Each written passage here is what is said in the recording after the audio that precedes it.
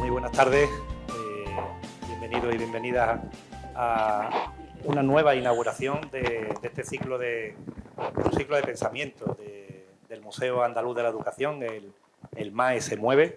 Son ya 9 ediciones y la verdad que estamos muy contentos con cómo empezamos en plena pandemia y donde hemos llegado. La verdad que he visto el nivel de los ponentes y hoy no es ninguna excepción. En la línea que tenemos, y tenemos un ponente excepcional como es Joan Subirat, al que le doy la bienvenida. Las gracias por estar hoy aquí en Alhaurín de la Torre, porque es una persona que tiene una agenda bastante ocupada y bueno, tengo que decirle que la verdad que es una auténtica alegría que pueda estar aquí.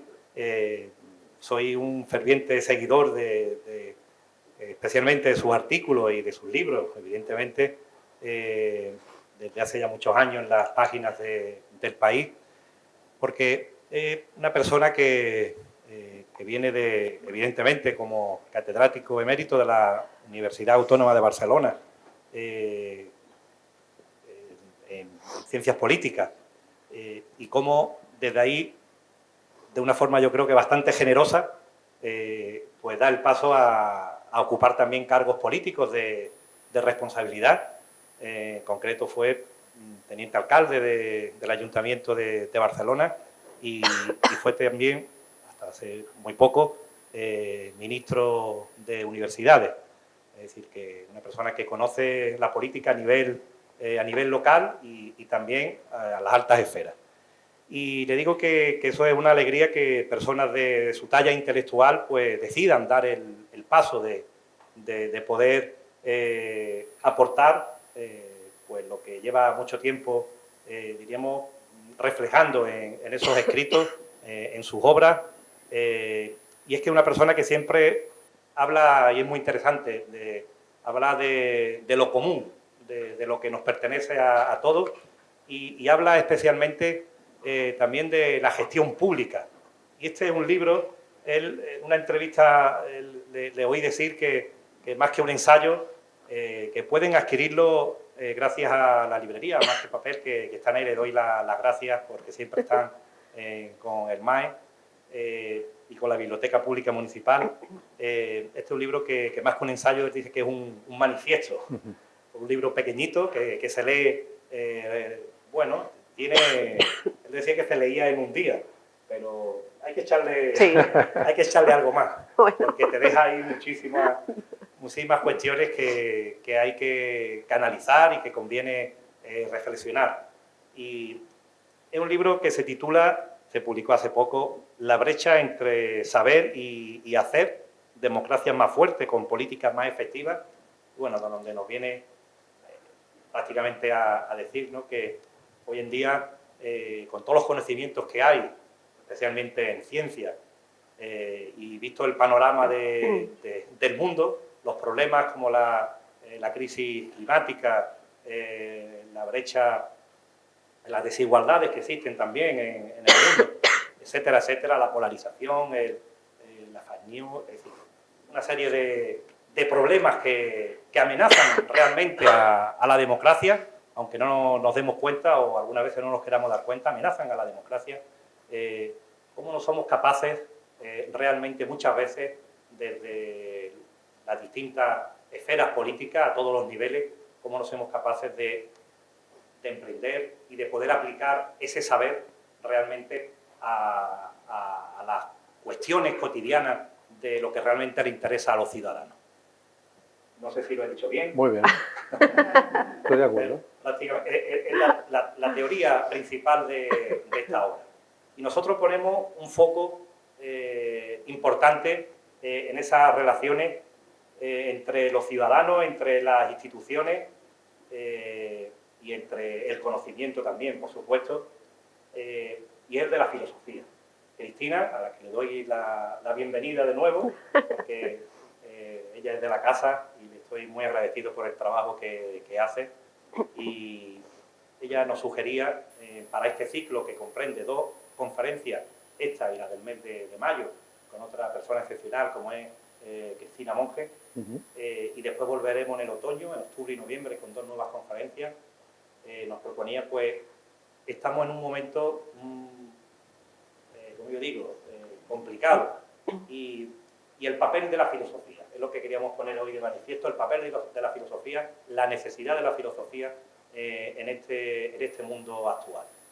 La importancia de la filosofía para hacer un mundo mejor, que nos permita reflexionar, y la verdad que yo creo que es un tema muy interesante, y bueno, deseando ya de oír a Joan Subirá y por supuesto a Cristina, y darle las gracias, y por supuesto se puede abrir cualquier turno de debate, cualquier pregunta que queráis plantearle a Joan Subirá, pues encantado, y no vamos a estar aquí hasta las 11 de la noche, que tienes que coger el avión, pero prometemos terminar en buena hora. Muy bien.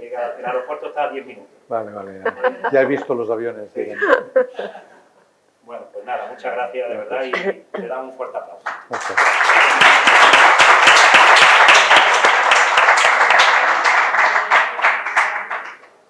Bueno, pues buenas tardes, bienvenidas y bienvenidos a una nueva edición del ciclo de pensamiento contemporáneo El MAE se mueve, que se pone en marcha, se organiza, se impulsa desde el Museo Andaluz de la Educación de este ayuntamiento. Agradecer, bueno, sumarme a los agradecimientos del concejal, de Manuel López Mestanza, a José Antonio Mañas por ser, bueno, lo que siempre decimos, ¿no? El alma, el corazón, el impulso. Y a todos vosotros, a todas vosotras por estar aquí. Fíjate, estaba escuchando a Manuel López y esta mañana que lo he estado exprimiendo, como antes él ha dicho, te preguntaba, ¿dónde estarán los espacios de debate? Y tú al entrar me has recomendado un ensayo, ¿no?, sobre la importancia de las bibliotecas públicas, los espacios presenciales, ¿no?, lo presencial, lo material. Yo creo que es donde, y en las bibliotecas públicas especialmente, se posicionan como esos espacios de debate necesarios, ¿no? Esto lo dejo así como lugar en el al que podemos acudir, pero en último lugar agradecer también a las compañeras de la biblioteca pública su trabajo, su labor y su vocación, en tiempos que además no premian las vocaciones. Quiero empezar precisamente por ir transitando desde lo más general hasta lugares más específicos que tú desarrollas por los diferentes capítulos de la brecha entre saber y hacer. Y además algo que yo creo que, precisamente por algunas cuestiones que veníamos hablando en el coche, sobre todas esas narrativas que se han impulsado desde soportes tecnológicos como pueden ser las redes sociales, muy medidas por los oligarcas, el tecnocapitalismo, ¿no?, que cada uno elija la expresión en la que mejor acomodo encuentre, pero hablar de lo común, de lo comunitario, hoy en día es muy difícil porque yo creo que en el siglo XX, que es casi, hablar del siglo XX es como parece que estamos hablando de la prehistoria, ¿no? Pero hace 26 años, pues en el siglo XX, teníamos muy claro el sentido de lo público. Después se fue deslizando lo público hacia una nueva naturaleza, que era lo común. Ahora lo público lo asociamos a lo institucional, y lo común bueno, se presenta como algo de mayor envergadura y debe ser algo de mayor envergadura, pero insisto, por situar el punto de partida de esta hoja de ruta que tú vas trazando en la brecha entre saber y hacer, en este siglo somos capaces de saber o conocer, aproximarnos a una definición de lo común, o es algo que todavía está en una especie de work in progress, ¿no? Es decir, que todavía se está redefiniendo como tantos otros sustantivos. Bueno, es una pregunta importante para empezar, ¿no? Digamos, lo que está claro es la esfera de lo privado, la esfera de lo institucional, y en medio queda ese espacio que es más difícil de concretar, que sería el espacio, digamos, que supera lo más propiamente cotidiano de lo privado, y que en cambio no tiene la conformación de lo institucional, ¿no? A eso lo llamamos lo común, lo que nos une. Hay una expresión que a mí me gusta recordar siempre, que es la primera frase de la Constitución americana, que dice "We the people", ¿no? Nosotros el pueblo, ¿no? Esa es una frase como fundacional, ¿no? Vendría a decir, ¿qué es lo que nos constituye como sociedad? El reconocernos unos a otros y reconocernos a unos a otros en un nosotros, que es más que lo que cada uno es, ¿no? Y por lo tanto, digamos, si aquí el concejal de Alhaurín dice nosotros, ¿no? No se refiere al ayuntamiento solo, ni se refiere a ninguna de las familias, se está refiriendo a ese we, a ese nosotros, que de alguna manera implica la idea de que hay algunos lazos, algunos vínculos que nos afectan a todos en esta relación, ¿no?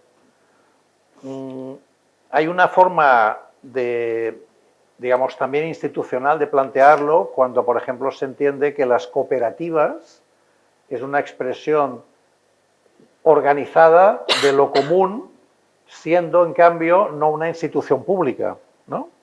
Por lo tanto, hay una forma de generar una idea de lo común cuando un grupo de personas sin constituirse como institución, sí que se organizan juntas, por ejemplo, para gestionar un banco de agua o para gestionar un banco de peces, ¿no? en la pesca, o para, como pasa en muchos sitios en España aún, gestionar de manera comunitaria, se hizo un bosque, ¿no? Esa es una idea, incluso cuando se habla del tercer sector, ¿no? El tercer sector no deja de ser una forma de organizar lo común en un ámbito específico, ¿no? Y si confundimos lo público con lo institucional, yo creo que perdemos una parte de esa idea, ¿no? de lo común, ¿no? Por lo tanto, yo, en este sentido, diría que detrás de esa idea de lo común hay un concepto que se ha utilizado mucho últimamente para explicar también las diferencias entre países, que es la existencia de lo que se llama capital social, por ejemplo, ¿no? Hay países que tienen, o hay regiones de España, o hay municipios que tienen más capital social que otros. ¿Qué quiere decir? Que han conseguido generar vínculos entre las personas que hace que se sientan formando parte de algo que trasciende lo privado, sin en cambio llegar a la posición de que son, digamos, que forman parte de una institución. Tú, si resides en Alhaurín, no decides que el ayuntamiento es el tuyo, te ha tocado, ¿no? O sea, tú eres ciudadano de Alhaurín, vives en Alhaurín, estás empadronado en Alhaurín, por lo tanto, la relación con el ayuntamiento viene determinada por tu empadronamiento. Pero en cambio, el hecho de sentirte parte de una comunidad es algo que tiene una parte de voluntariedad, ¿no? De querer formar parte de esa comunidad.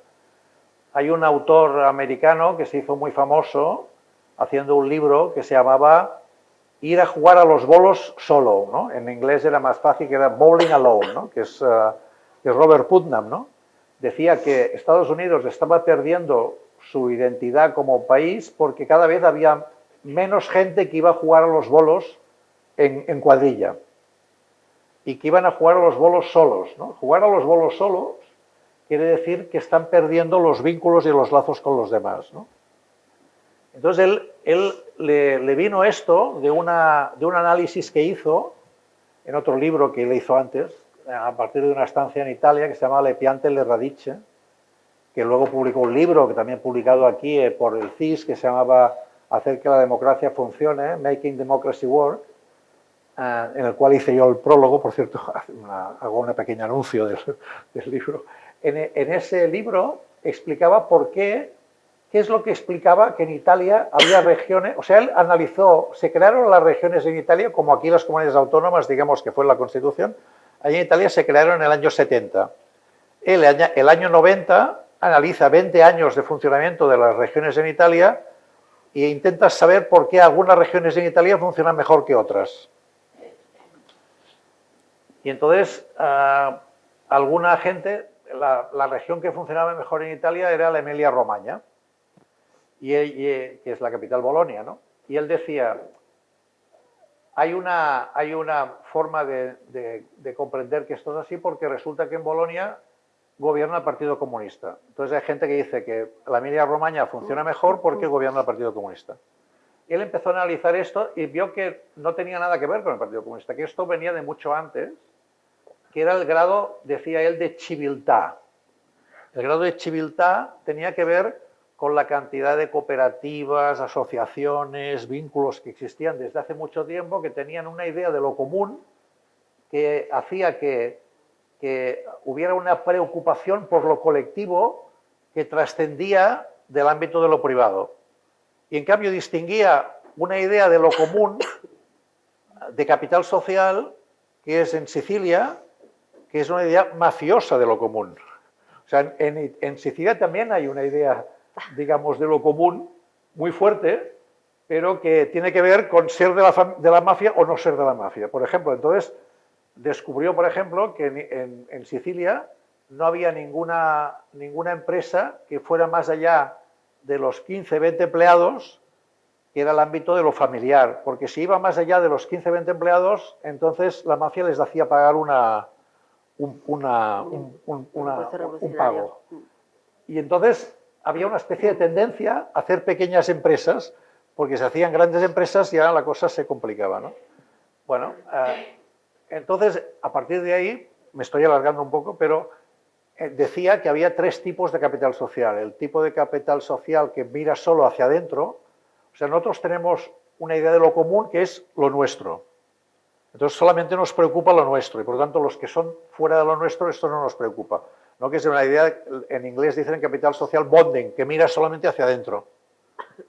Otra cosa sería un capital social más, digamos, linking, que decía él, que es conectar, por ejemplo, las bibliotecas. Imagínate, me han dicho antes que hay 5 museos de educación en España. Pues una idea de capital social podría ser de lo común, lo compartido, sería que los 5 museos de educación se unieran en una red y crearan formas de intercambio entre los museos de educación. Vale. Pero el capital social mejor, decía él, era el bridging, el que hace puentes, ¿no? Es decir, que la biblioteca, más el Museo de Educación de Andalucía, más la Asociación de Vecinos de Laurín, más el grupo de montaña del grupo que hace deporte o los de fútbol, se unen porque quieren organizar juntos la fiesta mayor de Laurín. Ahí es donde se nota que hay capital social, porque hay una capacidad de salir de aquello que a mí me interesa especialmente, que es, ¿no?, estar en el museo, con otra gente que le interesa, digamos, la cooperativa, con otros que les gusta el fútbol, y juntos tienen una idea de lo compartido que va más allá. Normalmente los países que tienen más capital social funcionan mejor que los que tienen menos capital social. Esta es una idea que digamos, funciona bien, ¿eh? O sea, que tú puedes comprobar que eso tiene una manera de ser. Y hay muchas formas distintas de medir esto. O sea, que a partir de la pregunta de lo nuestro, me he alargado mucho, pero de lo común, pero para que entendáis que en el fondo mi perspectiva siempre es una perspectiva de análisis de cómo algunos conceptos nos sirven para explicar cómo funcionamos como sociedad, ¿no? Voy a leer un fragmento de la presentación del ensayo para precisamente, ya lleguemos a la gran pregunta de cómo la ciencia puede ayudar a la democracia, en el caso de que tenga respuesta o habrá nuevos interrogantes o cuestiones, pero para ya preguntarte por esa brecha o esa transición, ¿no? O ese espacio que está por ocupar o habitar. Dices, la democracia tiene que ser no solo virtuosa, sino también eficaz. Debe enfrentar los problemas colectivos de manera más sólida, duradera y efectiva que el autoritarismo y la tecnocracia. Y para ello es imprescindible que política y ciencia caminen de la mano y que cada una de ellas ponga de su parte en ese caminar. La ciencia no puede limitarse a seguir en los laboratorios y centros de investigación tiene que contribuir a resolver problemas y desmontar bulos. Y por su parte, los políticos han de estar dispuestos a transitar por terrenos menos trillados, a convertir la esperanza de la mejora en acción, a idear soluciones nuevas para problemas viejos. Sobre estos dos espacios, estos vasos comunicantes, ¿no? Yo creo que esa sería la imagen, o quiero pensar que sería la imagen más adecuada. Exacto. Estaría bien, ¿no?, que hubiera más comunicación entre esos vasos. Efectivamente, ¿no? Tendría que ser la imagen más adecuada, especialmente en este siglo. ¿Tú crees que esa brecha o esa incapacidad esa falta de ausencia de diálogo, incluso que la política por un lado o quien toma decisiones quien gestiona sobre lo de todos o lo común y los científicos a lo mejor se debe también a que son lenguajes diferentes? ¿Tú crees que esa brecha se debe a que son dos mundos que no saben ponerse de acuerdo o que no pueden ponerse de acuerdo? Claro, el libro surge antes Manuel lo comentaba, ¿no? Surge de una experiencia personal, ¿no? Yo empecé siendo profesor universitario, si no me acuerdo mal, el 1 de octubre del 74, de 1974. O sea, que de hecho el 30 de septiembre del 74 acabé la carrera de Ciencias Económicas y el 1 de octubre era profesor, o sea, no dejé la universidad. El que me fichó como profesor era Jordi Soletura, que era uno de los padres de la Constitución, que fue mi director de tesis, por otro lado. Pues no, si miro hacia atrás, llevo 50 años en la universidad, ¿no? De hecho 52. Y por lo tanto mi vida ha estado siempre vinculada a la universidad, a la formación, a la enseñanza y también a la investigación. He dirigido más de 50 tesis doctorales, he publicado mucho, tal, muy bien. En los últimos años, en el año 2018, empecé a trabajar en el Ayuntamiento de Barcelona como responsable de Cultura y luego, por una serie de circunstancias, acabé siendo ministro de Universidades. Han sido los últimos hasta el 23, por lo tanto han sido una experiencia de 50 años en la universidad y 6 años en la política activa. Y esto me ha provocado esa doble experiencia, me ha provocado un poco la idea de hacer el libro, ¿no? Porque ¿qué es lo que he detectado? Que los que nos dedicamos a la investigación y a la educación, porque mi campo de investigación es la gestión pública, lo he dicho antes Manuel también, por lo tanto era un campo de investigación muy vinculado a las prácticas institucionales. Y he publicado muchas cosas sobre políticas educativas, políticas ambientales, políticas sanitarias, políticas culturales. Y en cambio, cuando no he visto, muy pocas veces he visto que lo que estudiábamos tuviera efectos en las decisiones que se tomaban en el campo institucional. Y cuando he estado en el campo institucional, muy pocas veces he tenido la sensación de que hacíamos caso a lo que decía el campo de investigación, sino que estábamos muy preocupados por pequeños incendios, cosas que estallaban de golpe, por elementos muy de corto plazo. Y en cambio, cuando estaba en el campo de investigación, más bien mi idea era más estructural, ¿no? Más de largo plazo, ¿no? Entonces aquí hay un desajuste importante. A mí me preocupaba explicar lo que había pasado, y cuando estaba en el campo institucional o más político, me preocupaba el futuro. Cuánto son dos cosas que no funcionan bien. Cuando estaba en el campo de investigación me preocupaban las preguntas, y cuando estaba en la política me preocupaban las respuestas, ¿no? Entonces, son como dos espacios que deberían tener más articulación, porque sería bueno para todos y no acaba de funcionar, ¿no?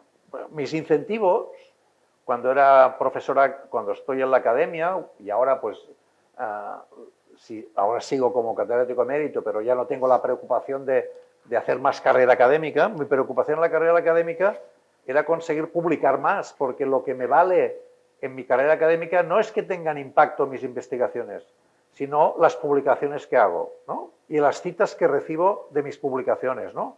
Aquí no sé, aquí hay algunos que están en la universidad y otros quizá no, pero un elemento central en la universidad son las llamadas citations, ¿no? Que son las citas, ¿no? que tus artículos provocan en las publicaciones científicas, ¿no? En los journals, ¿no? Que son las revistas científicas, y además todas las revistas científicas están categorizadas por cuartiles, ¿no? El primer cuartil, el segundo cuartil, el artículo, ¿no? Entonces, cada publicación te vale unos puntos que luego en tu carrera académica serán contados. Pero no hay, en ningún sitio se mira si lo que has publicado ha tenido impacto en la transformación de la realidad. Y en la política, digamos, lo que estás pensando, digamos, con toda la razón, es que lo que quieres es ganar las próximas elecciones. ¿Por qué? Pues porque piensas que las propuestas que tú tienes planteadas para tu comunidad son las mejores y, por lo tanto, necesitas tiempo para poderlas desarrollar. Por lo tanto, tu planteamiento no es un planteamiento de hacer aquello que sea lo más científicamente, digamos, sostenible, sino aquello que sea más utilizable para aquello que tienes planteado a corto plazo, ¿no? Hay una frase de Kissinger que yo utilizo en la... No es que Kissinger sea una persona que me guste citar, pero es un tipo que estuvo muchos años en política y era muy inteligente. Kissinger lo describía en 5 palabras. Una conclusión no es una decisión. Ya está. O sea, una conclusión de una investigación no es una decisión. En medio hay muchas cosas, ¿no? La conclusión dice, tendríamos que hacer esto, sí, pero luego, a la hora de hacerlo, resulta que ya no es solamente el decisor el que toma esta decisión, sino que hay intereses, valores, hay calendarios, hay gente que está de acuerdo, gente que no está de acuerdo, y la decisión implica mucho más que hacer un estudio. Por lo tanto, digamos, esa relación es una relación que es complicada. ¿Por qué es importante plantearla ahora? Porque estamos en un momento complicado. O sea, digamos, los que somos viejos como yo, pues ya sabemos la gran aspiración que teníamos para conseguir la democracia. Y realmente el país ha cambiado, se ha transformado radicalmente en estos años, ¿no? Pero la gente ahora, en muchos casos, da por conquistado este tema, lo da como algo que ya se tiene. Pero en cambio, si no lo somos capaces de mantenerlo vivo, ¿qué quiere decir mantenerlo vivo? No hacer elecciones cada 4 años. Mantenerlo vivo es que consigamos que las promesas que lanza la democracia se cumplan, sean efectivas y que la gente note que en sus condiciones de vida la democracia no es solamente un ejercicio rutinario de cada 4 años votar, sino que vivir en democracia implican valores, elementos, ¿no? Elementos que vale la pena poner en marcha. A mí me gusta mucho, siempre lo cito, este artículo 9.2 de la Constitución, que me acuerdo muy bien en las discusiones que teníamos con Jordi Solé Tura, porque él iba a hacer la Constitución y el fin de semana venía a Barcelona y estábamos un grupo de gente ayudándole y tal. El artículo 9.2 de la Constitución, para aquellos que no lo recuerden, dice: los poderes públicos removerán los obstáculos que impidan que la libertad y la igualdad sean efectivas. Ese artículo es un artículo brutal, o sea, es un artículo que dice que si no hacemos nada, la libertad y la igualdad no son efectivas. Los poderes públicos tienen que actuar. Es un artículo copiado, pero copiado del artículo 3 de la Constitución italiana y del artículo 3 de la Constitución alemana, que se hicieron en el año 1947. Nosotros lo hicimos en el año 1979. Pero copiamos esa frase porque es una frase que es propia de una democracia madura que dice que la democracia no es solamente votar, sino que es conseguir que las cosas cambien y que se transformen y que las promesas que hace la democracia se conviertan en realidad, que no sean promesas, porque si no, la gente dirá, bueno, aquí todo el día decimos que vamos a estar mejor, pero esto no... Pues a lo mejor hay gente que sin tantas historias resuelve esto mejor, ¿no? O sea, es decir, seguramente estamos en un momento de la historia en que no podemos considerar que la democracia es un capital ya adquirido y que lo tenemos para siempre. Esto empieza a no ser verdad. En ese momento complicado y retomando lo que, bueno, también lo que en cierto modo me decías esta mañana de dotar de contenidos a la democracia, ¿no? Y en ese afán transformador que tiene que tener la política, ¿cómo puede servirse, por un lado, que es uno de los asuntos vertebradores del ensayo, cómo puede, por un lado, la ciencia servirse o aprovechar la capacidad transformadora de la democracia y cómo puede la política aprovechar el potencial de la ciencia para garantizar que la vida de la gente sea mejor? Exige cambios por los dos lados, es decir, no es un problema de los científicos por un lado, ni es un problema de los políticos por el otro. Es un problema, digamos, los científicos han de seguir haciendo ciencia y los políticos han de seguir haciendo política. Pero estaría bien que la comunicación entre estos dos mundos funcionara de una manera mejor, ¿no? Entonces, ¿esto cómo puede hacerse? Por ejemplo, una forma sería que los incentivos que tienen los académicos a la hora de hacer investigación, hubiera una parte que pudiera valorarse, que sería el impacto que tienen en la realidad las investigaciones que hacen. Esto está cambiando ahora. ANECA, ¿no?, que es la agencia nacional, no sé, los que no son del sector no lo saben, pero hay una agencia que se llama ANECA, que es la que evalúa los currículums de los investigadores. Y si quieren los investigadores en la universidad avanzar en su carrera académica, tienen que conseguir que ANECA les valore lo que han hecho. Hasta ahora, lo único que valoraba ANECA eran las publicaciones de los journals. Ahora han empezado a valorar el impacto de esas publicaciones o la transferencia de ese conocimiento.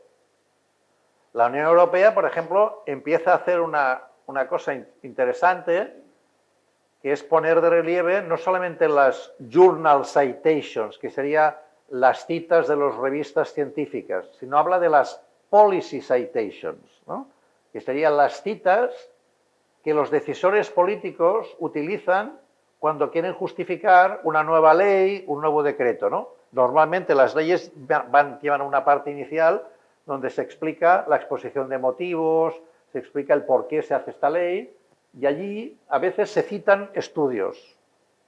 Esto quiere decir que el legislador, el decisor, a la hora de tomar esas decisiones, ha tenido en cuenta algunos estudios que le han servido. Bueno, pues entonces esto debería tener un valor, porque a lo mejor ese artículo o esa investigación no ha salido en ningún journal de los importantes, pero en cambio ha sido muy útil a la hora de, bueno, pues esto tendría que tener un valor, ¿no?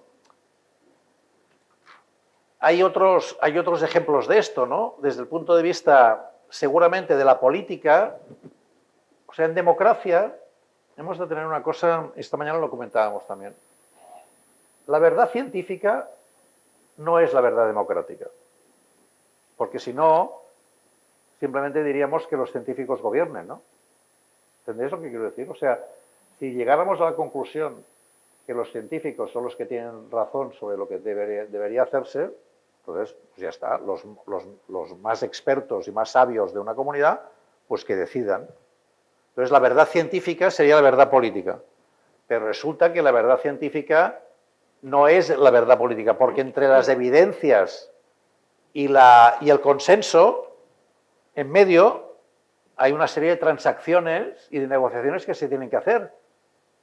Pero la ciencia, o sea, ¿cuándo se publicó? La primera vez que se publicó, no sé si os acordáis, el primer informe que decía que no íbamos bien, que si seguíamos así el mundo se iba a acabar y que no tendríamos más recursos. Se publicó un libro por el Club de Roma que se llamaba Los límites del crecimiento. Año 1972. O sea, el año 1972 los científicos ya nos dijeron que si seguíamos avanzando como estábamos haciendo, necesitábamos 4 planetas Tierra para poder mantener ese crecimiento, porque iba a pasar lo que ha ido pasando desde el 72, es decir, que han ido cambiando, ¿no? Claro, ¿por qué no se les hizo caso a los científicos? Porque el cambio que implicaba cambiar todo esto era enorme. Otra cosa es que sea justificable que hayamos tardado tantos años, esa es otra discusión. Pero digamos, ahora, fijaos lo que está pasando, estamos aún discutiendo, o sea, estamos sufriendo una guerra que aparentemente está, digamos, basada en el debate sobre hidrocarburos y el control de hidrocarburos. Y el estrecho de Hormuz, que hace 2 días que nadie sabía dónde estaba, ahora cada día nos desayunamos con el estrecho de Hormuz y el paso de los... y es un problema de traslado del petróleo, cuando sabemos que los combustibles fósiles... Pero claro, es que todo el sistema económico está basado en esa energía. Si no somos capaces de transformar, es decir, el científico dice, vamos mal, pero entre el vamos mal y que lo hagamos distinto, hay una transición, quizá es un poco larga en este caso, pero es una transición que deberíamos... O sea, ¿os acordáis cuando dijeron, yo me acuerdo muy bien porque yo tenía pero un hermano mío tenía un coche diésel y de golpe y porrazo el coche diésel, que era lo mejor que había en el mundo porque era el que duraba más tiempo, el que no sé qué tal, se convirtió en una especie de enemigo público de la humanidad porque el coche diésel era el que contaminaba más y tal. Y mi hermano me decía, pues a mí me dijeron que era el mejor coche que me podía comprar y ahora resulta que no, que tú no puedes cambiar la realidad de un día para otro porque hay mucha gente que tiene intereses, ¿no? Tiene efectos y por tanto ese cambio en la ciencia tiene muchas repercusiones negativas y positivas en mucha gente. Por tanto, el político, una conclusión no es una decisión. El político tiene que pensar en decisiones y tiene que ver cómo transita de ese consenso científico a una... Las 3 palabras clave serían evidencias, argumento, persuasión. Al político le preocupa la persuasión, al científico las evidencias. Y en medio están los argumentos, ¿no? Entonces, lo importante en democracia es conseguir consensos, ¿no?, sobre lo que se tiene que hacer. En la ciencia, el debate no es sobre consensos, el debate es sobre si esa investigación está bien hecha, si los parámetros que ha hecho, si la comunidad científica la valora como realidad y no le preocupa si hay consenso, ¿no? No sé si me explico. Sí, perfectamente. Y evidentemente, si un político solamente utiliza la persuasión y los argumentos, pero no tiene evidencias, a esto le llamamos demagogia, que es otra cosa, que es, digamos, ser muy bueno persuadiendo a la gente, pero sin ninguna evidencia. Entonces eso también es negativo. O sea, la política al margen de las evidencias es demagogia. Las evidencias sin pensar en política es wishful thinking, lo que me gustaría que pasara, pero tiene que pasar en medio. Hay una frase que también cito en el libro que es un poco provocadora, que hizo Jean-Claude Juncker, ¿no?, que fue, digamos, el líder de la Unión Europea en un tiempo, primer ministro de Luxemburgo muchos años. Es una frase un poco cínica, pero dice, los políticos sabemos muy bien lo que tenemos que hacer, lo que no sabemos es cómo ganar elecciones si hacemos lo que tenemos que hacer. Claro. Que es un poco bestia como frase, ¿no? Pero está diciendo que a lo mejor si hacemos lo que tenemos que hacer, resulta que, ¿no?, mucha gente se va a enfadar. Entonces tenemos que pensar en cómo transitamos, ¿no?, de donde estamos a donde nos gustaría llegar, ¿no? Esa transición es complicada. O sea, en resumen, los científicos deberían pensar más en su capacidad de transferencia hacia el ámbito de las decisiones y pensar que las cosas no se cambian de un día para otro, y los políticos deberían pensar más en algo más estratégico, más a largo plazo y no solamente pensar en el corto plazo, ¿no? Esa doble... Te voy a preguntar, bueno, voy a hacer como... Voy a minimizar y pero maximizar... Tú si me alargo mucho me cortas. No, porque además, porque yo creo que nos estás llevando a muchos lugares, pero quiero preguntarte ahora por el cortoplacismo, pero antes, por si acaso, te lo dejo ahí un poco en el aire, porque te estaba escuchando el tema de los hidrocarburos, ¿no? Que obviamente todo nuestro modelo de convivencia económico, social, político está regulado. La propia movilidad, incluso cuando se ha intentado cambiar la movilidad de las ciudades, ¿no? Está muy determinado, es todo muy lento, muy engorroso, pero en esas transiciones o en esa incapacidad de transferencia del conocimiento de la ciencia, que además durante mucho tiempo al científico, cuando se planteaban políticas climáticas que garantizaran la salud pública, porque estábamos hablando de, bueno, al fin y al cabo hablamos de salud pública, ¿no? Que es algo que sacamos a pasear con demasiada poca frecuencia.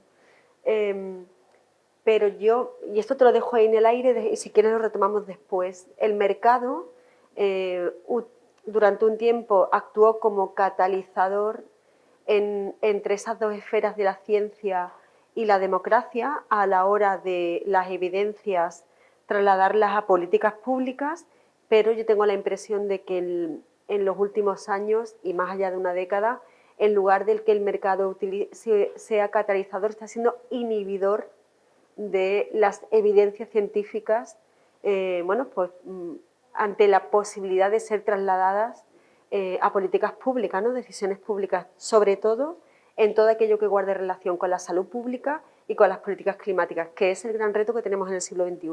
No hay otro. Y si quieres, nos metemos ya, después vamos al cortoplacismo. Sí, sí, este es un gran tema, ¿no? Por ejemplo, hay un debate que ha sido muy típico, que ha estado muy difundido, que es, por ejemplo, algunas farmacéuticas que cuando empiezan investigaciones que conducen a que esa investigación ponga en cuestión uno de los medicamentos que esa farmacéutica hace y que deja de ser útil, esa investigación se paraliza. Esto ocurre. Y por lo tanto, aquí es muy importante ver el papel de la investigación pública, ¿no? Traía un recorte del periódico, pero me acuerdo que salió ayer, que Trump ha eliminado el Consejo Nacional de Investigación de los Estados Unidos. Sí. Ha suprimido todos los miembros del Consejo Nacional de Investigación.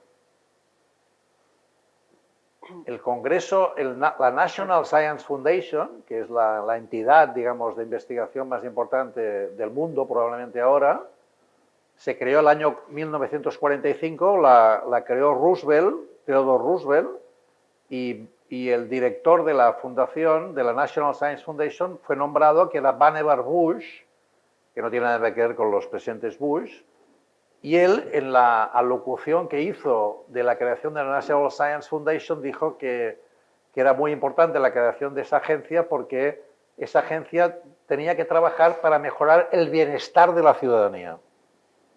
Y hablaba de la salud, etcétera, etcétera. Y ahora nos encontramos que un presidente de Estados Unidos ha nombrado a un secretario de Estado de Sanidad que no cree en las vacunas y ha eliminado ¿no? a todo el consejo de asesores de la National Science Foundation. Seguramente lo que está pasando es que le molesta la existencia, ¿no? de un grupo de asesores que le están diciendo que las políticas que está siguiendo no solamente no siguen los parámetros de la ciencia, sino que van estrictamente en contra de lo que la ciencia está aconsejando. Bueno, aquí tenemos un problema, ¿no? Porque realmente detrás de eso está el dinero.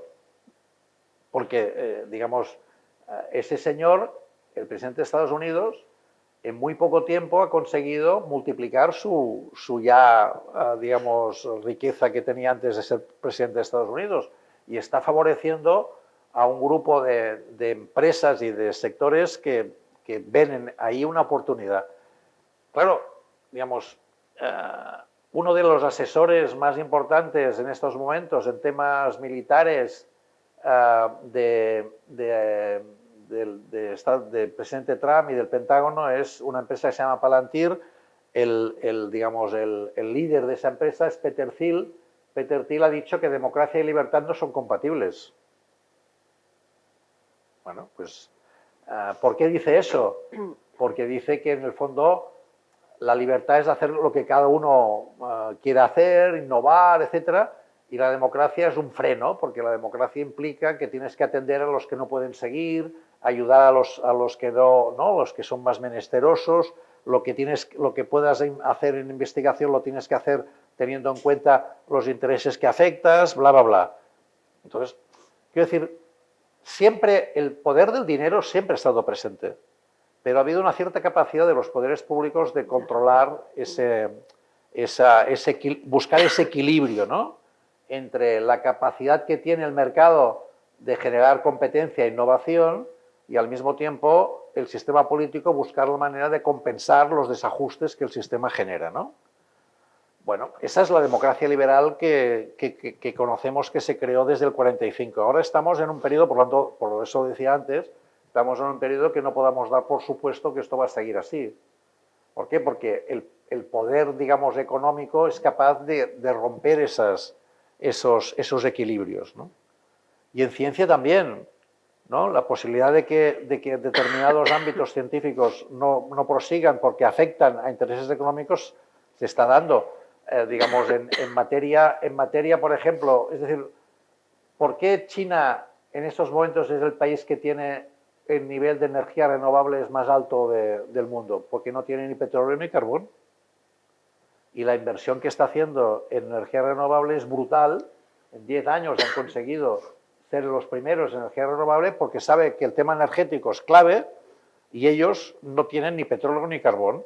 En cambio, Estados Unidos tiene un nivel de producción aún de hidrocarburos muy importante, controla el mercado de hidrocarburos y quiere seguir manteniendo ese mercado de hidrocarburos. Y, por lo tanto, el presidente Trump está, digamos, cortando toda la investigación en energía renovable que estaba en marcha y está en contra de los elementos de sostenibilidad porque, digamos, es decir, ahí es donde la contradicción entre ciencia y política se hace flagrante, ¿no?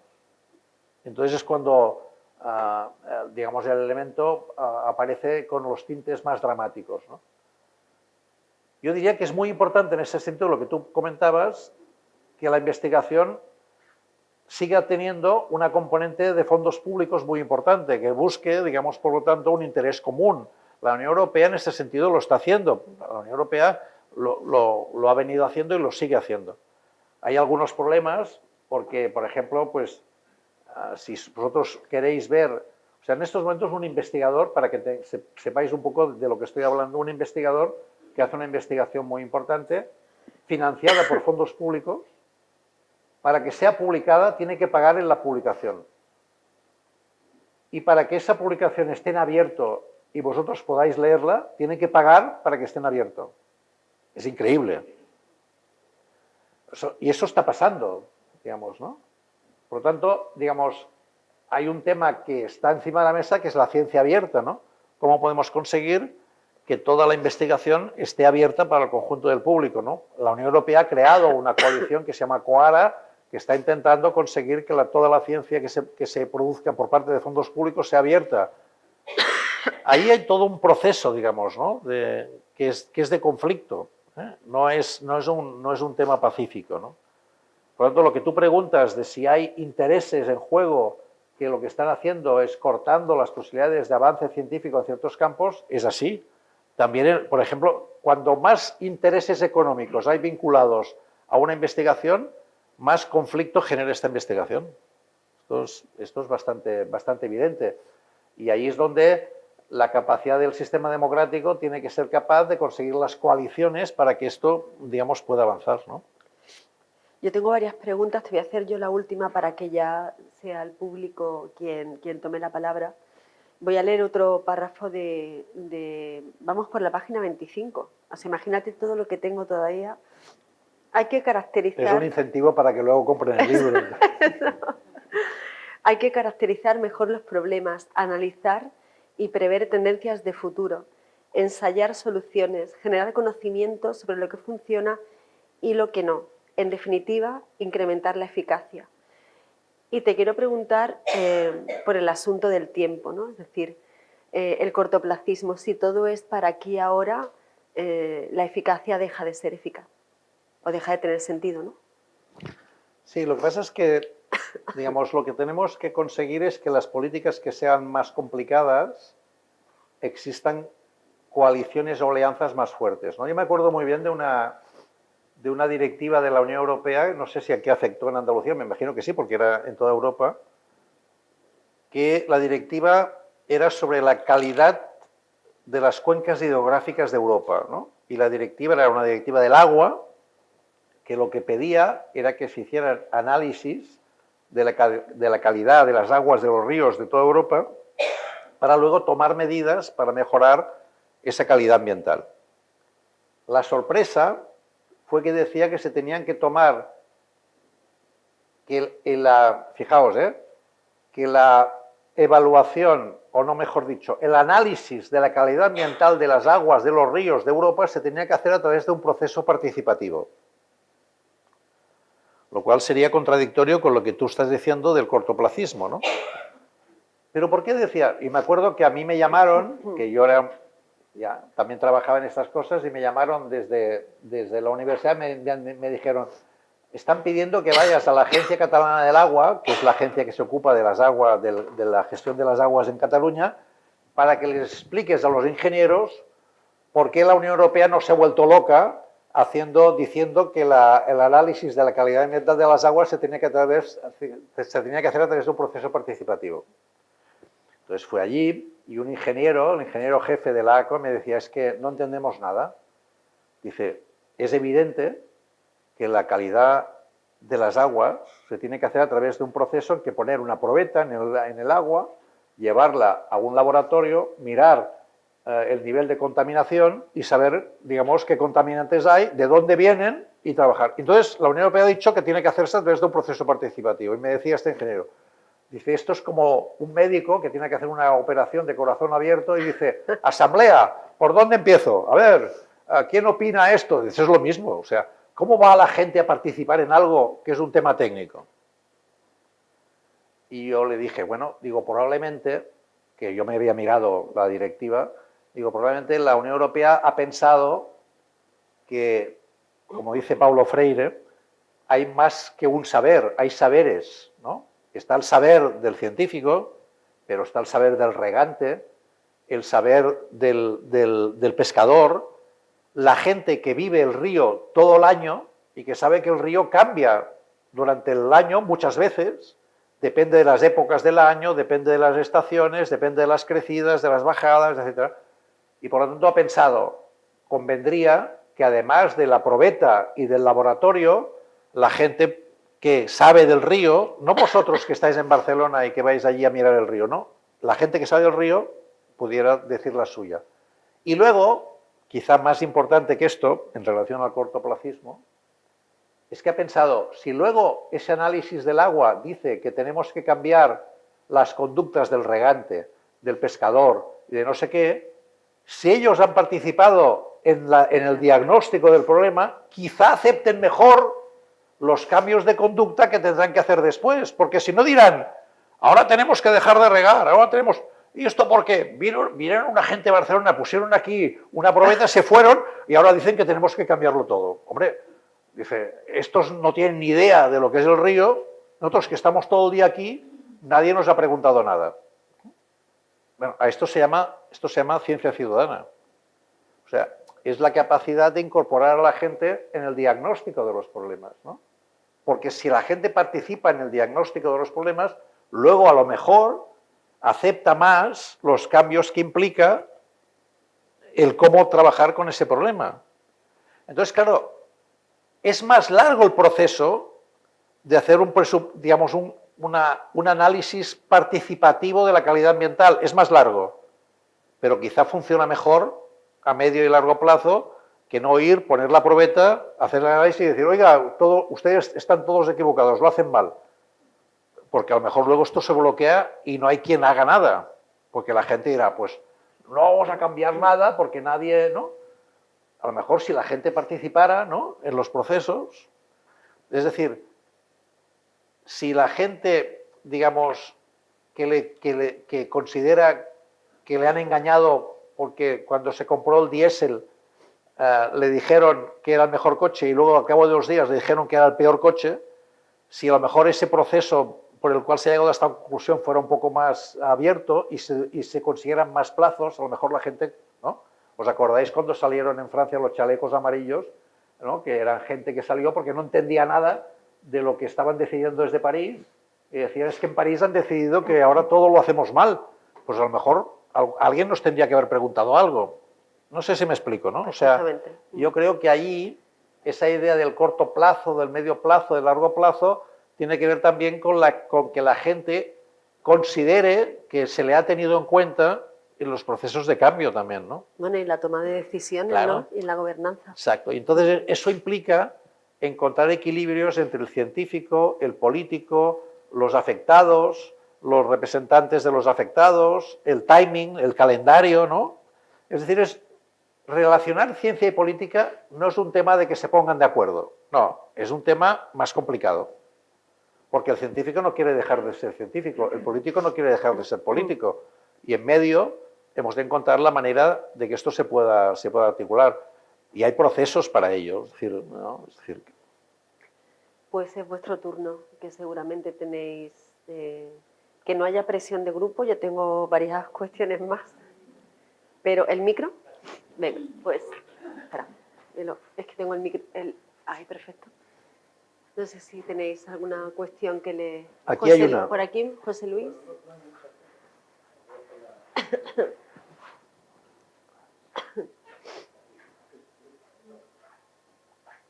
No. ¿Ahora? Sí. ¿Ahora sí? Muchas gracias, me encanta escucharle y sobre todo yo creo que aquí habría para hablar durante muchas horas, ¿no?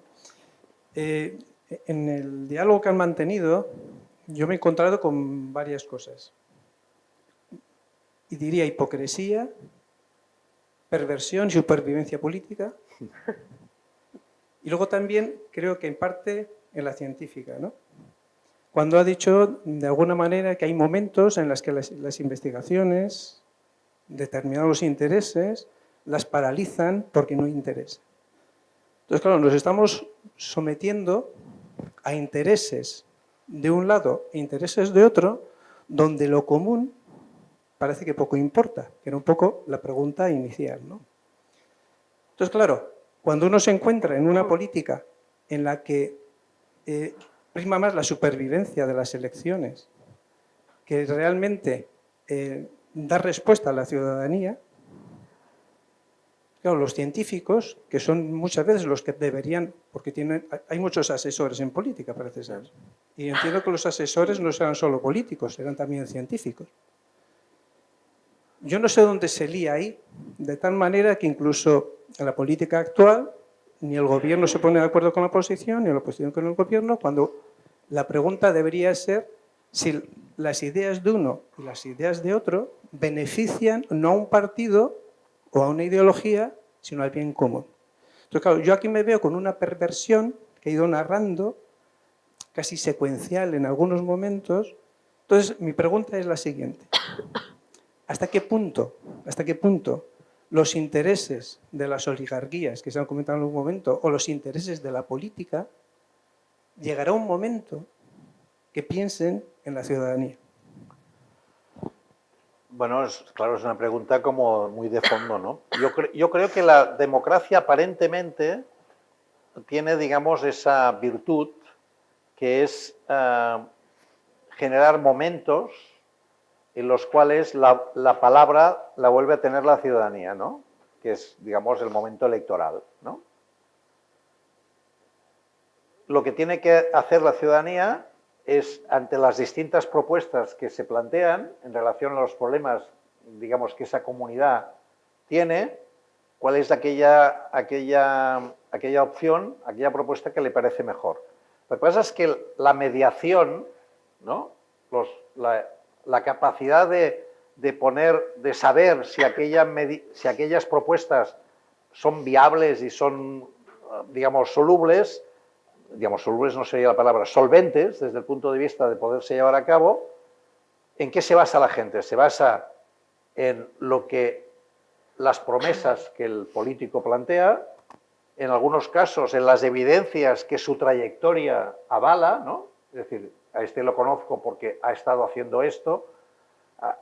Lo que plantea me parece razonable, y además a partir de cómo el formato del mensaje, ¿no?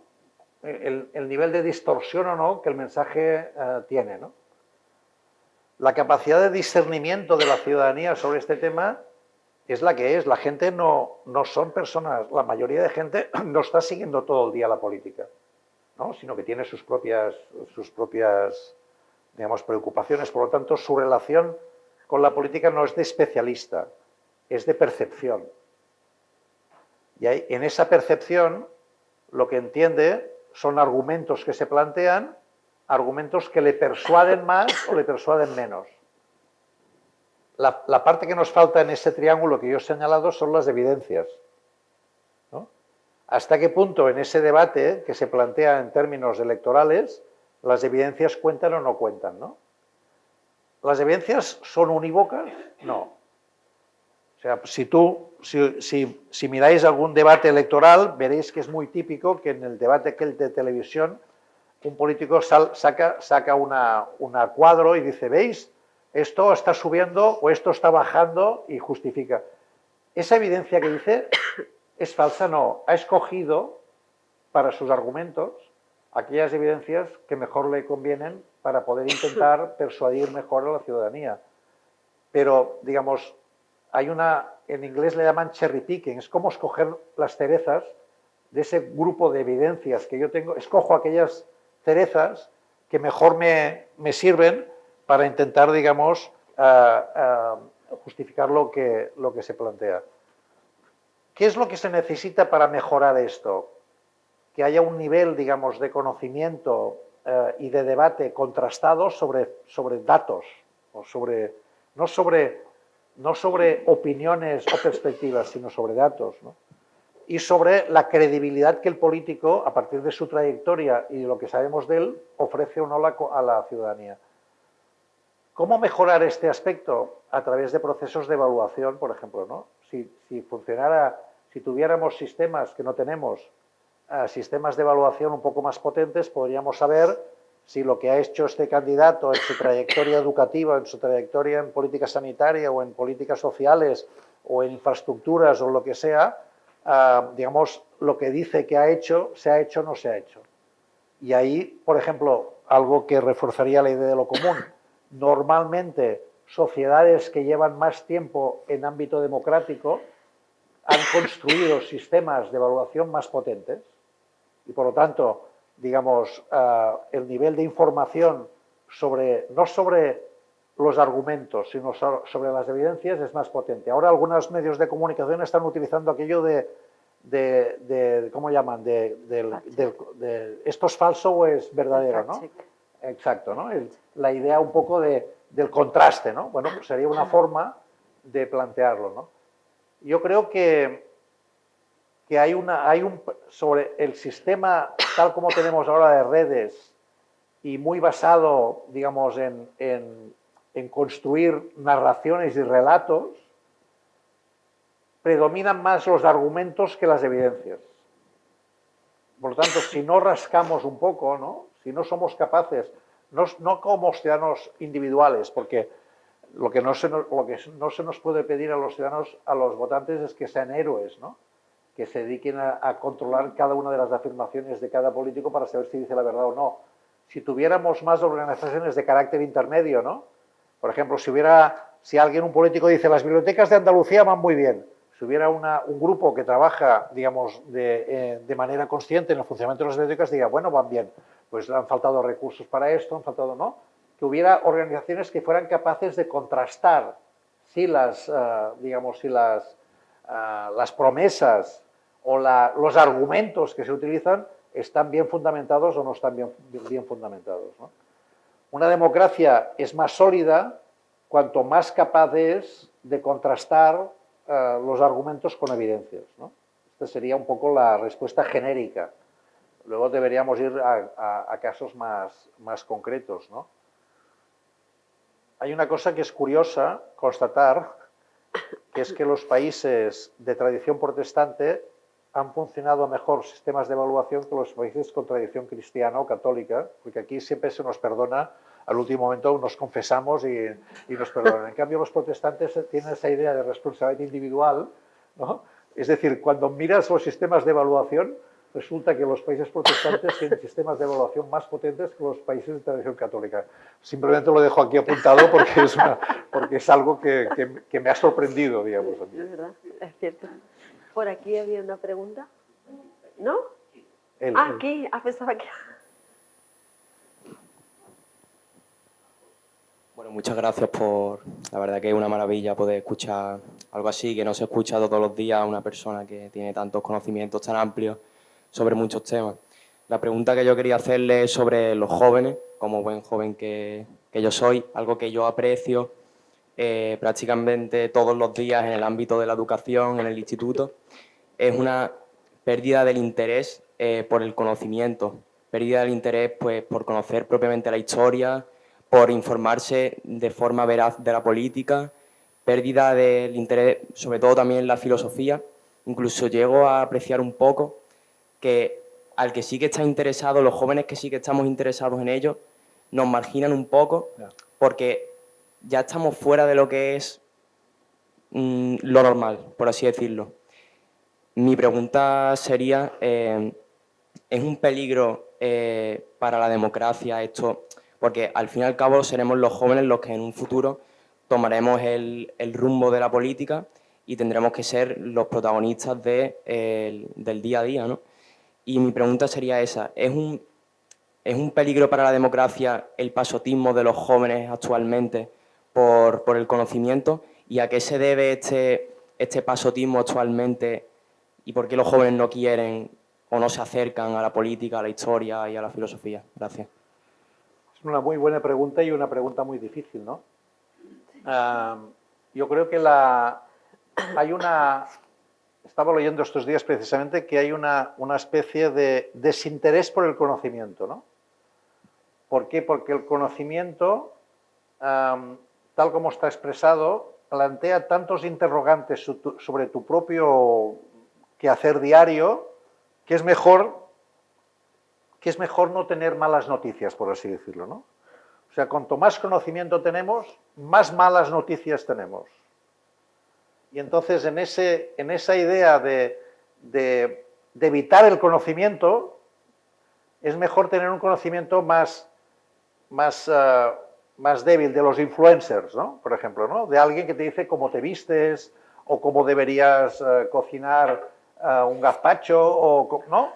Cosas más leves que te permitan como sobrevivir en un entorno en el cual todos son amenazas y digamos, incertidumbre y la sensación de que el futuro va a conducirnos hacia desastres, ¿no? Es decir, una cierta idea de que cuanto más sabes, más incertidumbre y complejidad adquieres.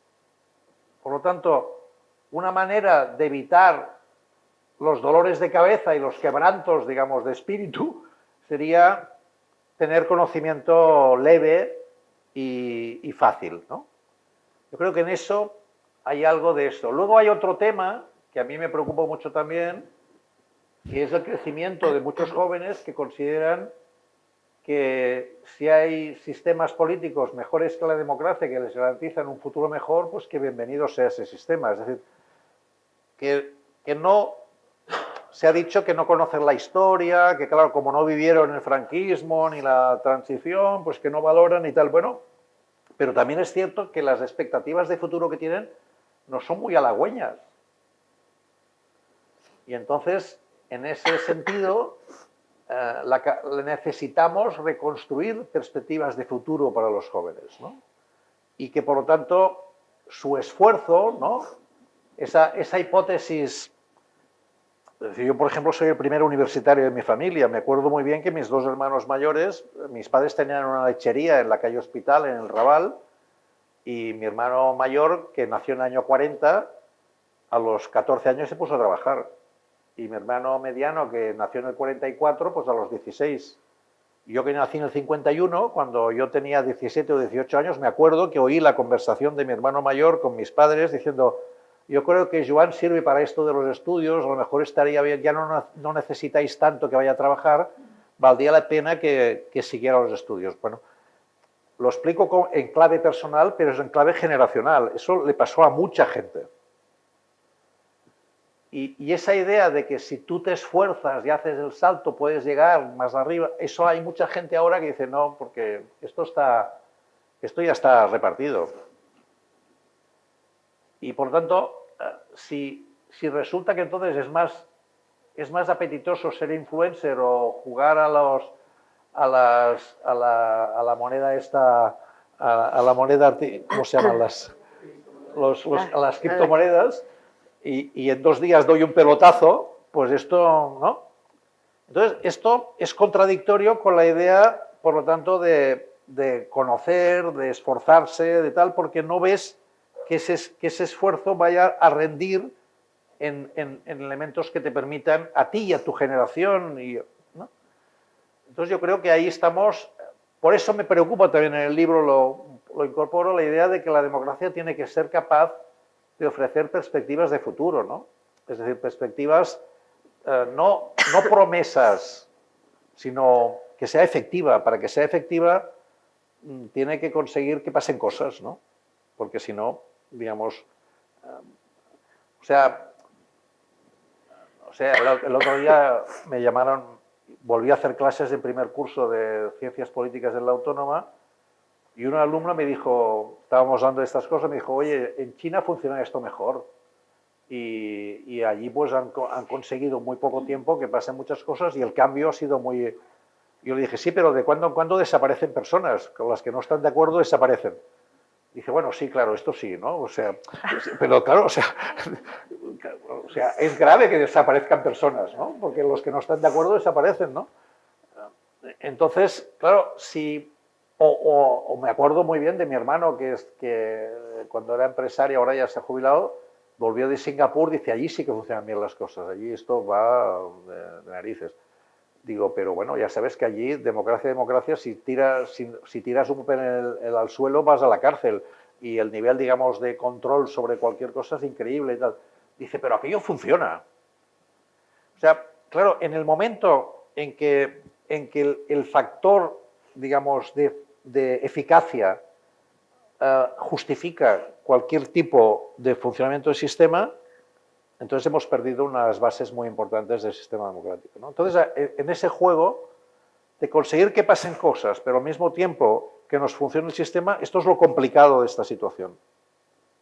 O sea, no estoy diciendo que lo que apunta en el libro sea fácil, ¿eh? Yo quiero añadir una cosa sobre esa... Claro, de repente que en realidad no solamente os está afectando a los jóvenes, o sea, en realidad es un contexto que está permeando a otras capas poblacionales. Es verdad que a vosotros os está afectando en cuestiones muy concretas de vuestra subjetividad, porque estáis conformando, ¿no? La parte de la identidad ya la habéis recibido, ahora cada uno tiene que conformar su subjetividad. Pero sobre China, no sé si están logrando desactivar, yo creo que no, porque además las narrativas del desánimo, ¿no? Pero es muy curioso las políticas muy recientes que han puesto en marcha para, que es una cuestión que aquí sí que es transversal y estructural, de confundir conocimiento con opinión, ¿no? Sí, que exacto. nosotros, bueno, no sé si es tu caso, pero es muy difícil encontrar, o aquí que tenemos profesores de universidad, no sé si las fuentes de información siguen siendo los medios convencionales, aunque sean los medios digitales, pero que sean cabeceras, ¿no? Que sea un periódico, que sea un periodista. Pero recientemente a un influencer que vaya, y fíjate qué gobierno lo va a regular, que han sido quienes han auspiciado TikTok, que ha sido el algoritmo más agresivo, incluso que los que está desarrollando actualmente Instagram con todas las modificaciones continuas que están haciendo. Pero ahora, por ejemplo, si hay un divulgador que quiere hablar de medicina, se le va a exigir titulación y se le va a exigir una serie de normas y de criterios que, si lo incumplen, el gobierno automáticamente le va a cerrar el acceso, o sea, va a cerrar todos los canales. China va a hacer eso, ¿no? también había impulsado, lo que pasa es que no lo recuerdo, y estaba en el libro de César Rendueles, las políticas educativas habían subido el acceso, me parece que ya hasta los 16 años ya no podían, o sea, habían retirado en algunos lugares ya las pantallas y no digo que en China, que ya en el libro de César Rendueles habla ya sobre los cambios, curiosamente, en China que se están produciendo y que, bueno, pero respondiendo, hay que regular. El problema es que nadie bueno, Estados Unidos no quiere por motivos, intereses naturales del mercado, el eje pacífico lo está haciendo hacia adentro, pero hay que regular. Hoy lo hablábamos con Europa, la manera que tenemos de que la gente aprenda a diferenciar, o sea, lo que no es natural es que la verdad, la mentira pese tanto como la verdad en nuestro tiempo. O sea, tú no puedes, el diálogo se rompe cuando una persona equipara o pone sobre la mesa una mentira y la posiciona como la verdad. Y eso... Sí. Bueno, es que el sistema que tenemos digital, esta mañana lo comentábamos, ha destruido los sistemas de intermediación que teníamos entre hechos y conocimiento, ¿no? O sea, decíamos esta mañana, ¿os acordáis de aquella fotografía de Tiananmen, ¿no? Hablando de Pekín, ¿no? De aquel chico delante del tanque, ¿no? Es una fotografía que todo el mundo recuerda porque es la única fotografía que hubo de los casos de Tiananmen, porque la hicieron los periodistas que estaban en el hotel Pekín, en Pekín, hicieron la fotografía desde las ventanas. No hay otras fotografías. Cuando en Europa recibimos la fotografía, recibimos no solamente la fotografía, recibimos toda la información del periodista que estaba allí y dijo, esto ha pasado porque hubo unas manifestaciones, porque pasó esto, pasó la otra. La fotografía venía acompañada de una explicación.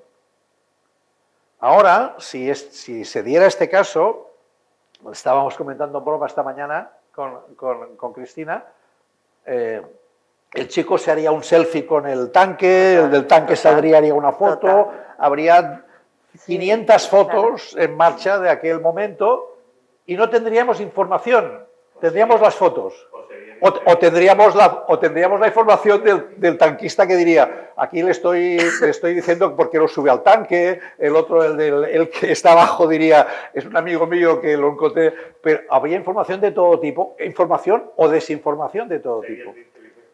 Exacto, bueno, como el líder del PNV, ¿no? Que lo hemos visto esta mañana tirándose a la piscina, ¿no? Bueno, entonces, o sea, esa desintermediación, ¿no? Sí. Ha hecho que se desvalorice la información porque todo vale. Entonces el conocimiento se ha vulgarizado hasta el punto de que ya no sabemos lo que es conocimiento de lo que no es. Entonces es más fácil, aparte de lo que he dicho antes, digamos, blindarse un poco, ¿no? Buscar aquello que hace más gracia, que es más divertido, que te permite ir viviendo de una manera más cómoda, ¿no? Esto es lamentable, sí. ¿Alguna por aquí? ¿Y por allí también?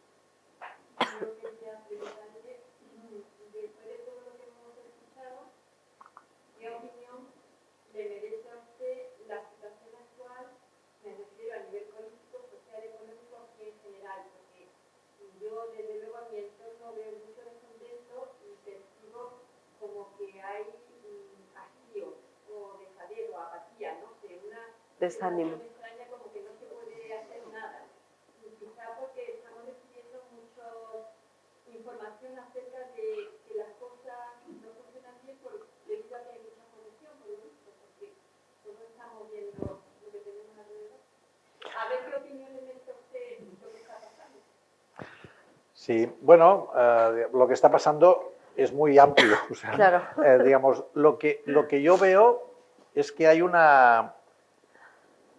sobre todo, una gran incertidumbre sobre el futuro, ¿no? Hay un acrónimo que utilizan mucho ahora los consultores de empresa cuando quieren explicar un poco dónde estamos. Utilizan un acrónimo que es VICA, ¿no? Volatilidad, incertidumbre, complejidad y ambigüedad. Resumen, no tenemos ni idea de dónde estamos ni hacia dónde vamos, ¿no? Esta sería un poco el resumen de la palabra. Complejidad, ¿no? Volatilidad, la primera frase. Todo es muy volátil, no sabemos lo que va a pasar dentro de poco y por lo tanto, ¿quién hace, o sea, si os acordáis, quién se acuerda de Ucrania, ¿no? O sea, ¿no? Y parecía que era, pues ahora, ¿no? ¿Y quién se acuerda ya de Gaza, ¿no? Porque ahora estamos en Hormuz, o sea, y de aquí 2 días, ¿no? Estaremos, no sé, o sea, la idea de que es muy difícil. Yo me acuerdo que cuando entré en política en el Ayuntamiento de Barcelona, empecé a notar esto porque le dije a mi jefe de gabinete en aquel momento, Carlos, buen amigo, le dije, oye, me has puesto una cosa en la agenda para dentro de 3 semanas. Me dijo, Joan, piensa hasta el viernes, solo hasta el viernes. Dice, 3 semanas es imposible, digamos, ¿no? Esta idea de volatilidad. Esto viene acompañado por una idea de incertidumbre, ¿no? Incertidumbre, porque no tengo certezas de si puedo o no en mi empresa, en mi trabajo, en mi universidad, pensar en términos de medio y largo plazo. Complejidad, todo es muy complicado, ¿no? Porque, claro, digamos, no tenemos solamente un tema ambiental, tenemos un tema ambiental, tenemos un tema social, tenemos un tema de falta de vivienda, tenemos un problema... Es decir, se mezcla todo y es muy difícil estirar, ¿no? O sea, si tú miras, por ejemplo, el tema de la Dana de Valencia, ¿qué dirías? ¿Es un problema ambiental? Bueno, de los 15 ayuntamientos con más efectos que tuvo la Dana sobre esos ayuntamientos, 11 eran los que tenían el nivel, digamos, de precariedad social más alto. Por lo tanto, se relaciona lo ambiental con lo social, porque probablemente la gente más afectada por el tema ambiental era gente que había construido en sitios donde no debía construir porque era más barato, vivía en condiciones... Por lo tanto, si tú quieres reconstruir aquello, tendrás que reconstruir no solamente a lo que había, tendrás que cambiar cosas y esto es más complicado. No es un problema solamente de por dónde pasa el agua, es bastante más que esto, ¿no? Y así podríamos ir. Y luego tienes el factor de ambigüedad. O sea, yo soy hijo del siglo XX. En el siglo XX, cuando la gente se saludaba, decía, o se conocía, decía, ¿este qué es? Pues este es democristiano, este es socialdemócrata, este es más bien comunista, este es liberal, este es no sé qué. Ahora es un poco más complicado, ¿no? Digamos, ¿por qué? Porque, digamos, la difuminación ideológica, no es que no haya polarización ideológica, la hay mucha, pero aquello era un contraste de ideas y ahora más bien es amigo-enemigo, ¿no? Hay una lógica que es muy de polarización. Todo esto hace que la gente genere muchos, ¿cómo llamaría? Amortiguadores en relación a la política, ¿no? La vea como algo que afecta, pero sobre lo cual ellos poca cosa pueden decir. Yo creo que es un problema que tenemos, ¿no? O sea, no es algo que tenemos que verlo como una descripción simplemente de la realidad. Yo considero que es un problema. Por ejemplo, ahora Albania ha hecho, para comentarte lo que dices de la corrupción, como había muchas críticas porque las obras públicas siempre se acusaba a los políticos de que tomaban decisiones que afectaban a los intereses, han decidido que haya una ministra que decide las obras públicas que es inteligencia artificial. Y le han puesto una foto, pero es una foto falsa, porque es la máquina la que decide. Como si esto fuera una forma de resolver los problemas, porque evidentemente la máquina decide sobre la base de lo que le informan. Por lo tanto, si tú le informas de manera sesgada, la decisión será sesgada. Pero en cambio han intentado, digamos, legitimar más las decisiones del sector público diciendo no, es la inteligencia artificial y por lo tanto ya no hay intervención humana, ¿no? Yo creo que en el fondo, digamos, ya sé que es lo que sería deseable, pero en el fondo tenemos que pensar que probablemente una forma de reforzar el sistema sería reforzar también el ámbito de lo local. Yo creo que uno de los elementos para mí claves en el futuro será el reforzar el ámbito local. Pongo un ejemplo muy rápido. Cuando murió Franco, la distribución de gasto público en España era 88-12. 88 el Estado central, 12 los municipios.